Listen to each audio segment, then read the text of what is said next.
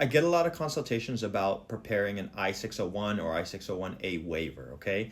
And what a lot of people reach out to me about is their frustration because when they hear that you need to prove extreme hardship to the qualifying relative, okay? So in this example, let's talk about a typical case where the qualifying relative is a US citizen spouse, right? So their frustration is they say, "Hey, look, I want to do this waiver, but I'm afraid to because I don't think I can prove the extreme hardship." All right?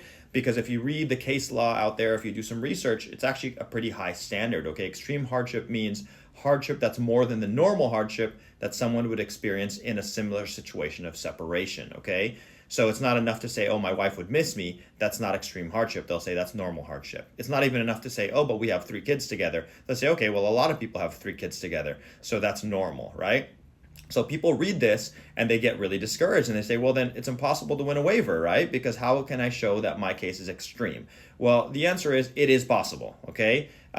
If Congress did not intend to approve waivers, they simply could have just not created the waiver law in the first place, right? So the fact that they created the program, it means that they do intend to approve some people. And in fact, many people do win, okay? So let me just give you some examples. A lot of times people just don't know what to think about, and many people don't realize that they do have hardship arguments in their case and that their qualifying relative spouse has unique factors in his or her life that make them more kind of delicate, that would make their suffering harder than that of the average. That's what you need to ask yourself.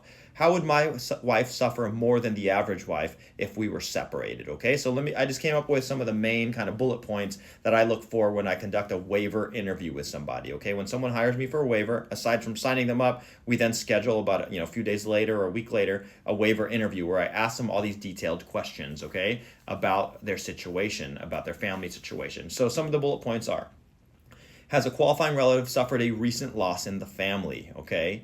And if they haven't suffered a recent loss in the family, similarly, have they suffered a loss during their childhood? Okay. So if they lost a parent in their childhood, or if they lost their parent recently, then I argue that this wife's emotional predisposition is more delicate than that of the average wife. Okay, so sure, it might be considered normal for a wife to suffer emotionally in the absence of her spouse, but my client's wife is uniquely situated. Why? Because she is more delicate. She's a more emotionally delicate, I would say, or more predisposed to suffer in a situation of loss. Why? Because in her early childhood, she dealt with loss, okay? Maybe her father passed away when she was really young and she's dealt with those issues with loss her whole life, okay? Or maybe she just recently lost her father, so she's now suffering those issues with loss. She's still grieving her father, and now you're going to take her husband away, right? So, or maybe